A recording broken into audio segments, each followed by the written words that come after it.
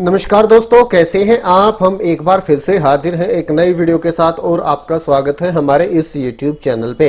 सामने आपको लिखा हुआ दिखाई दे गया है, ये बिल्कुल सही है। अभी अभी नोटिस जारी किया गया है DSSB की तरफ से। एग्जाम प्रोसेस और सिलेक्शन प्रोसेस में बड़ा बदलाव, बहुत बड़ा बदलाव किया जा रहा है DSSB की तरफ से। यूपीएससी और एसएससी के पैटर्न के अकॉर्डिंग ही अब एग्जाम कंडक्ट कराए जाएंगे और सिलेक्शन प्रोसेस कंप्लीट किया जाएगा। मोस्ट इंपॉर्टेंट अपडेट है, जरूर से जरूर इसको देखिएगा। कौन कौन से पदों के लिए ये जो प्रोसेस है ये लागू होगा, पूरा विस्तार से DSSB की तरफ से बताया गया है एक ऑफिस मेमोरेंडम के माध्यम से। सारी जानकारी आपको वीडियो में प्रोवाइड कराएंगे। आप वीडियो को शुरू से लेकर आखिर तक जरूर से जरूर देखें और DSSB की लेटेस्ट अपडेट पाने के लिए आप हमारे इस YouTube चैनल को भी जरूर से जरूर सब्सक्राइब कर ले। तो ठीक है दोस्तों, अब शुरू करते हैं आज का अपना ये वीडियो। ये है दोस्तों पूरा नोटिस। आज अब से कुछ देर पहले 7 अक्टूबर 2021 को ऑफिस मेमोरेंडम जारी किया गया है DSSB की तरफ से। सबसे पहले तो इसमें वो लिस्ट दी गई है 2013 से और 19 तक कितनी वैकेंसियां निकाली गई थी, कितने एप्लीकेंट थे, 2020 में कितनी वैकेंसियां निकाली, कितने एप्लीकेंट थे, 2021 में कितनी वैकेंसियां निकाली गई और कितने एप्लीकेंट थे टोटल। उसके बाद जो एग्जाम कंडक्ट कराए जनवरी और सितंबर तक कितने पदों के लिए एग्जाम कंडक्ट कराए जा चुके हैं, कितने बैलेंस हैं, इसी तरह से अक्टूबर का शेड्यूल, नवंबर का शेड्यूल और इसके अलावा उन पदों की संख्या दी गई है जिनका भी शेड्यूल जारी किया जाना है। और उसके बाद ये देखिए, यहां पद के अकॉर्डिंग कॉमन एग्जाम अब आगे से DSSB कंडक्ट कराएगा। ये देखिए, पोस्ट का नाम जूनियर इंजीनियर है, अलग अलग डिपार्टमेंट। तो अब होता क्या था, अलग अलग डिपार्टमेंट के लिए अलग अलग वैकेंसी निकाली जा रही थी DSSB की तरफ से। तो DSSB ने अच्छी तरह से देखा और उन्हें स्टडी किया तो पाया कि इनके लिए कॉमन क्वालिफिकेशन है। तो जिनके लिए क्वालिफिकेशन कॉमन है तो उन्हें अब इकट्ठा कर दिया गया है। तो अब इकट्ठी ही वैकेंसियां निकाली जाएंगी DSSB के द्वारा। सभी डिपार्टमेंट से डिमांड ले ली जाएगी जो भी आएगी और उसके अकॉर्डिंग वैकेंसी निकाली जाएंगी। और OARS जो पोर्टल है DSSB का, जहां आवेदन किया जाता है, तो वहीं पे काफी सारे बदलाव किए जाएंगे। वहीं पे आप चॉइस कर सकते हैं। सबसे पहले अगर आपकी रैंक आती है तो आपको किस डिपार्टमेंट में जाना है, दूसरे नंबर पे किस में, तीसरे पे किस में। तो इस प्रकार से उसमें काफी सारे बदलाव किए जा रहे हैं। तो अब होता क्या था, कॉमन क्वालिफिकेशन के लिए ही मान लीजिए यहां असिस्टेंट टीचर प्राइमरी की बात हो रही है, NDMC के लिए अलग से वैकेंसी निकल रही थी, डायरेक्टरेट ऑफ एजुकेशन के लिए अलग से, MCD के लिए अलग से वैकेंसी निकाली जा रही थी और सभी के लिए कॉमन क्वालिफिकेशन थी। कैंडिडेट को 3-3 फॉर्म अप्लाई करने पड़ते थे, 3-3 बार एग्जाम देना पड़ता था। तो अब इनका भी एक बंडल कॉमन बना दिया गया है। तो आप अपनी चॉइस भर दीजिएगा, आपको NDMC में जाना है या DOE में जाना है या MCD में जाना है, उसके अकॉर्डिंग, रैंक के अकॉर्डिंग आपको वो चॉइस जो आप भरेंगे वो आपको मिल जाएगी, अगर तीनों में वैकेंसियां होंगी।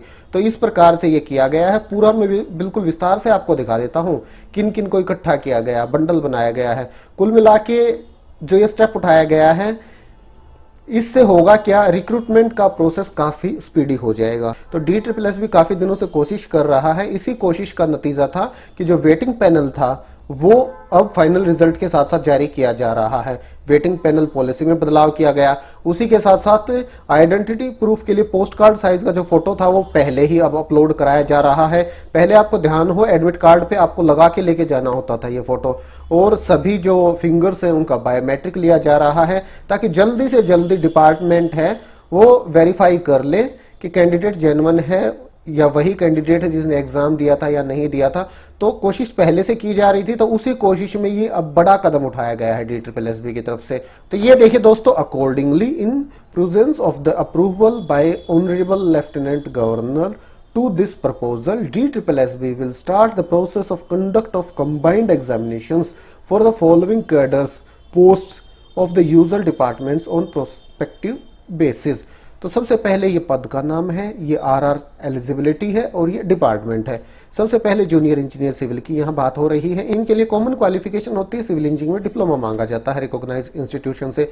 और डिपार्टमेंट है जिनके द्वारा रिक्रूटमेंट की जाती है या वैकेंसियां निकाली जाती हैं। MCD है, DMB है, NDMC है, DJB है, INDFC है, DUSIB है, DSIIDC है। तो अब इनका एक कॉमन एग्जाम कंडक्ट कराया जाएगा आगे से। इसी तरह से जूनियर इंजीनियर इलेक्ट्रिकल के लिए भी कॉमन एग्जाम कंडक्ट कराया जाएगा। असिस्टेंट इंजीनियर इलेक्ट्रिकल के लिए भी अलग से एग्जाम, एक कॉमन एग्जाम कंडक्ट कराया जाएगा। उसके बाद 10वीं और उसके समकक्ष योग्यता जिनकी मांगी जाती है उनका भी अब से कॉमन एग्जाम होगा। इसमें शामिल है PA2 secretary, LDC, junior stenographer, stenographer English, stenographer Hindi, LDC और जूनियर सेक्रेटरीट असिस्टेंट। तो इनका अब से कॉमन एग्जाम होगा। डिपार्टमेंट जिनके द्वारा ये वैकेंसियां निकाली जाती हैं उसमें शामिल है RSMB, DAMB, DTC, Urdu academy और MCD। इसके बाद 12वीं पास और उसके समकक्ष के लिए जो वैकेंसियां जो पद हैं उनके लिए कॉमन एग्जाम होगा, जिसमें शामिल है stenographer grade 3, LDC grade 4, dance junior assistant, stenotypist, LDC stenographer grade 3, LDC stenographer grade 2, LDC junior stenographer English, LDC junior assistant, junior stenographer English, personal assistant, LDC junior clerk, LDC clerical assistant. तो ये department के according दिए गए हैं। LDC आप बोलेंगे 2 या 4 बार आ गया, तो आप यहाँ डिपार्टमेंट देखिए, ये दिल्ली जल बोर्ड के हैं, ये DAMB के हैं, ये DTC के हैं, ये NDMC के हैं। तो 12वीं और उसके समकक्ष यहाँ योग्यता मांगी जाती है, तो इनका एक एग्जाम हो जाएगा। इसके बाद असिस्टेंट टीचर प्राइमरी की वैकेंसी NDMC के लिए भी निकलती हैं, डायरेक्टरेट ऑफ एजुकेशन के लिए भी निकलती हैं और MCD के लिए भी निकलती हैं। और इनके लिए कॉमन क्वालिफिकेशन 12th आपने पास कर रखी और 2 साल का एलिमेंट्री एजुकेशन में आपके पास डिप्लोमा हो और CTET आपने कर रखा हो, तो आप इनके लिए आवेदन कर पाते हैं। तो अब इनके लिए भी एक कॉमन एग्जाम होगा। इसी तरह से मैट्रिकुलेशन और equivalent with 2 year diploma in draftsmanship की वैकेंसी MCD, NDMC और दिल्ली जल बोर्ड के द्वारा निकाली जाती हैं। इसमें शामिल है draftsman grade 1 civil, grade 2 civil, grade 3 civil, draftsman grade 3 और ड्राफ्टमैन ग्रेड 3। इसके बाद मैट्रिकुलेशन और इक्विवेलेंट के लिए स्टोर कीपर, स्टोर सुपरवाइजर के लिए वैकेंसी निकाली जाती हैं, उनका कॉमन एग्जाम होगा। इसमें ड्राइवर की भी शामिल है मैट्रिकुलेशन और इस इक्विवेलेंट में ड्राइवर LMV की शामिल है, ड्राइवर मेल है, ड्राइवर मेल HMV है, ड्राइवर मेल LMV है।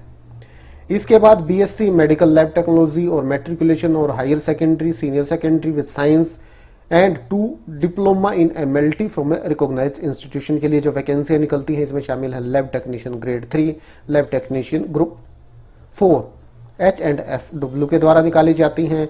इसी तरह से B फार्मा वालों के लिए कॉमन एग्जाम होगा फार्मिस्ट 10+2 और मैट्रिकुलेशन और डिप्लोमा इन फार्मेसी वाले की वैकेंसियां DJB, DTC और MCD के लिए निकाली जाती है फार्मिस्ट डिस्पेंसर, तो इनके लिए कॉमन एग्जाम होगा। इसके बाद मैट्रिकुलेशन और equivalent from recognised university board of school with diploma certificate in nursing के लिए भी अलग अलग डिपार्टमेंट के लिए अलग अलग वैकेंसी निकाली जाती हैं। इनमें शामिल है auxiliary nurse midwife ANM, staff nurse और स्टाफ नर्स ग्रेड B, तो इनके लिए भी अब से कॉमन एग्जाम होगा। इसी तरह से लीगल असिस्टेंट के लिए कॉमन एग्जाम होगा, सेक्शन ऑफिसर हॉर्टिकल्चर के लिए कॉमन एग्जाम होगा। और उसके बाद देखिए बड़ी अपडेट, लेक्चरर और PGT पोस्ट ग्रेजुएट टीचर के लिए भी कॉमन एग्जाम कंडक्ट कराया जाएगा, post graduate in the subject concern. NDMC और एजुकेशन डिपार्टमेंट के लिए रिक्रूटमेंट निकाली जाती हैं। तो PGT के लिए काफी सारा बदलाव अब हमें देखने को मिल सकता है, क्योंकि कंसर्न सब्जेक्ट से जुड़े हुए भी क्वेश्चंस पूछे जाते हैं। अब जब सभी सब्जेक्ट का एक कॉमन एग्जाम कंडक्ट कराया जाएगा तो सब्जेक्ट रिलेटेड तो क्वेश्चन फिर शायद हमें न देखने को मिले, या देखने को मिलेंगे तो काफी कम, हर एक सब्जेक्ट से जरा से ले लिए जाएंगे। जो भी हो इसमें तो चेंज होना लाजमी है इसके सिलेबस में, तो अगर कॉमन एग्जाम कंडक्ट कराया जाता है तो। बाकी देखते हैं, नई अपडेट आएगी बिल्कुल सबसे पहले आपको प्रोवाइड कराएंगे इसी यूट्यूब चैनल के माध्यम से। बाकी अब से इस प्रकार से एग्जाम कंडक्ट कराए जाएंगे DSSB के द्वारा। ये देखिए, hence DSSB undertook analysis of RR's minimum qualification and work profiles of various post cadres of GNCTD departments, MCD, NDMC and their autonomous bodies. DSSB also assessed the extent system of combined examination followed by Union Public Service Commission UPSC and Staff Selection Commission SSC for the combined graduate level CGL या CHSL या civil services examination जिस हिसाब से लिए जाते हैं UPSC या SSC के द्वारा, तो उन सभी का एनालाइज किया गया है। उसी के अकॉर्डिंग पूरे सिस्टम को ऑप्टिमाइज किया जा रहा है DSSB की तरफ से। तो काफी सारे बड़े बड़े बदलाव हमें आने वाले दिनों में देखने को मिलेंगे पूरे सिस्टम में, और सिस्टम को स्पीडी करने की कोशिश यहाँ हो रही है, और जो कि अच्छा भी है। अब एक एक रिक्रूटमेंट प्रोसेस काफी लंबा होता है DSSB के द्वारा जो किया जाता है। फॉर एग्जाम्पल मैं आपको बता देता हूँ, रिक्रूटमेंट आई, उसके बाद एग्जाम डेट अनाउंस की गई, पर्टिकुलर डेट को आपका एग्जाम कंडक्ट कराया गया, उसके बाद आंसर की जारी कर दी गई, आपको समय दिया गया, ऑब्जेक्शंस वगैरह आपने फाइल की, उसके बाद फाइनल आंसर की जारी कर दी गई, फाइनल आंसर की के बाद आपका रिजल्ट जारी कर दिया गया। और ये प्रोसेस एक एक दो दिन के नहीं है, काफी लंबा प्रोसेस है, काफी टाइम लगता है इसमें। फाइनल आंसर के बाद रिजल्ट जारी कर दिया गया और कैंडिडेट को मौका दे दिया गया डॉक्यूमेंट अपलोड करने के लिए। ठीक है, 15 दिन का कम से कम समय दिया जाता है कैंडिडेट्स को अपने डॉक्यूमेंट अपलोड करने के लिए। कैंडिडेट्स ने डॉक्यूमेंट अपलोड कर दिए, काफी सारे उसमें ऐसे कैंडिडेट होते हैं जो डॉक्यूमेंट अपलोड नहीं करते हैं, तो उनको रिजेक्ट कर दिया जाता है 15 दिन के बाद ही।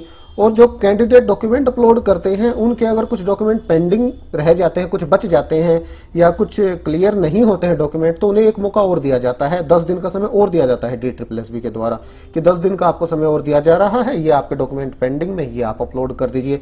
10 दिन वहां निकल जाते हैं। उसके बाद फिर से चेक होते हैं जो डॉक्यूमेंट अपलोड किए जाते हैं, उसके बाद फिर भी कुछ कमी रह जाती है, 5 दिन का समय और दे दिया जाता है कैंडिडेट्स को।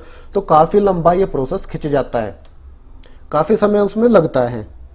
तो उसको स्पीडी या जल्दी से जल्दी करने के लिए स्टेप उठाए जा रहे हैं और जो कि बड़े अच्छे हैं, उठाए जाने बड़े जरूरी थे। 2-2 3-3 वैकेंसियां होती है, उनके लिए भी अलग से पूरा ये प्रोसेस किया जाता है। तो अब बंडल बन जाएगा, बंच बन जाएगा सभी का, सभी डिपार्टमेंट की तरफ से रिक्रूटमेंट निकाली जाएगी या अपनी जो डिमांड है DSSB को भेजी जाएगी, DSSB को सभी को इकट्ठा करेगा और एक सिंगल फॉर्म आपसे भरवा लेगा। आप अपनी चॉइस वहां भर दीजिएगा, अगर आपकी पहली चॉइस ये है, दूसरी ये, तीसरी ये, डिपार्टमेंट के अकॉर्डिंग, और उसी के अकॉर्डिंग फिर आपका सिलेक्शन वगैरह कर लिया जाएगा एग्जाम के बाद।